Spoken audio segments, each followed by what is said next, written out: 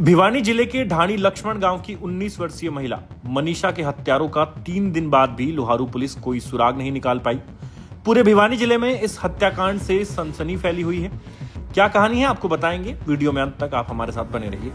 19 साल की मनीषा सिंघानी गांव के एक प्ले स्कूल में टीचर थी। पिता मजदूरी करते हैं, इसलिए बेटी को महज 19 साल की उम्र में ही घर चलाने के लिए नौकरी करनी पड़ी। लेकिन मनीषा के सपने बड़े थे, वो आगे पढ़ना चाहती थी। 11 अगस्त को वो अपने घर से प्ले स्कूल के लिए निकली। वहां से अपने पिता को कॉल करके बताया कि आज वो थोड़ा लेट आएगी क्योंकि उसे कॉलेज जाकर बीएससी नर्सिंग का फॉर्म भरना है ताकि वो अपनी आगे की पढ़ाई शुरू कर सके। लेकिन मनीषा के पिता ने कभी नहीं सोचा था कि वो आखिरी बार अपनी बेटी से बात कर रहे हैं। मनीषा जब देर रात तक घर नहीं लौटी तो परिजनों ने लोहारू थाने में गुमशुदगी की रिपोर्ट लिखवाई। पिता का आरोप है कि पुलिस ने उनकी शिकायत को हल्के में लिया और पहले दिन मनीषा को ढूंढने का कोई प्रयास नहीं किया गया। पुलिस ने कहा कि वो अपने आप ही घर आ जाएगी। 11 अगस्त को मनीषा घर नहीं लौटी और 13 अगस्त की सुबह सिंघानी गांव के खेतों में उसका शव बरामद हुआ। सिंघानी का एक किसान जब सुबह अपने खेतों में पहुंचा तो उसने देखा कि किसी महिला की लाश पड़ी है जिसकी गर्दन पर धारदार हथियार से काटने का निशान है। किसान ने तुरंत पुलिस को सूचना दी। पुलिस मौके पर पहुंची और फिर मनीषा के पिता को बुलाया गया।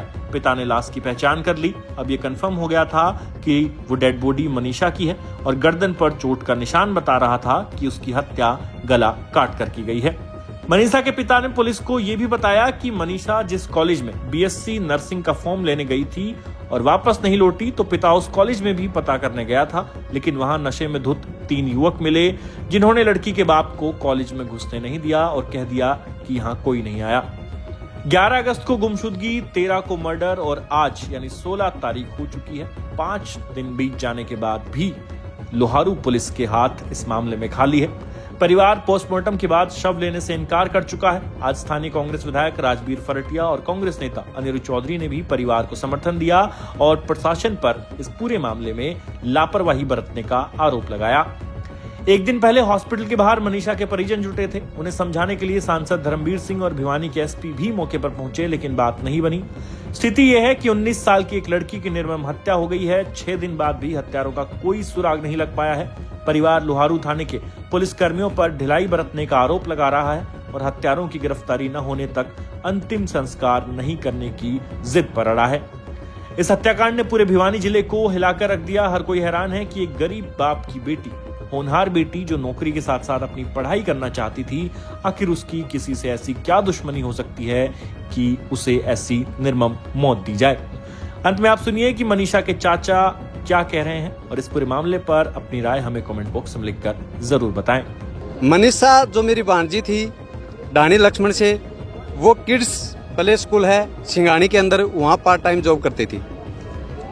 वहाँ से वो 11 तारीख को 1:58 पे बाहर आती है और वो आइडियल स्कूल और कॉलेज दोनों चीज़ें हैं, उसमें बीएससी के लिए वो एडमिशन के लिए जाती है, फॉर्म अप्लाई करने के लिए। वहाँ लगभग ये बात घटना है 2:15 बजे की। उसके बाद उस लड़की का कोई अता पता नहीं। 6 बज के शाम को 26 मिनट पे संजय जी के पास, जो मेरा जीजाजी है, लड़की का फादर है, उसके पास रिंग आती है। मात्र 10 सेकंड का फासला देके ही वापस रिंग करते हैं तो कोई उठा ही नहीं हुआ, रिंग स्विच ऑफ हो गया। उसके बाद जैसे ही संजय जी को पता चलता है कि बच्ची मुसीबत में है, वो बस पकड़ के लोहारू से सिंघानी आते हैं। लोहारू वो पार्ट टाइम जॉब करते हैं और वहाँ आने के बाद 112 पे कॉल करते हैं। 112 पे कॉल करते हैं। कॉल करने के बाद 112 आती है। वहाँ आइडियल स्कूल में जाते हैं। वहाँ जाने के बाद जब उनको बोला जाता है कि भैया आप सीसीटीवी दिखाओ, फुटेज दिखाओ, यहाँ लड़की आई है क्या, उन्होंने मना कर दिया, कोई लड़की आई नहीं है यहाँ और यहाँ स्टाफ भी नहीं है। दूसरी बात, उन्होंने सीसीटीवी कैमरे के दिखाने के लिए भी बिल्कुल साफ साफ मना कर दिया। और जो 112 में जो मुलाजिम थे, उन्होंने उनसे, कॉलेज वालों से हाथ मिला के और बात करके वापस आ गए। संजय जी को वापस सिंघानी गांव में छोड़ दिया जाता है और 112 से जो मुलाजिम थे वो कहते हैं कि आप थाने जाओ लोहारू, वहाँ FIR कराओ। संजय जी वहाँ से आते हैं, FIR के लिए जाते हैं, FIR नहीं होती। ये घटना 11 तारीख की है, जबकि FIR रात को 12 तारीख को 7:30 बजे शाम को FIR होती है हमारी।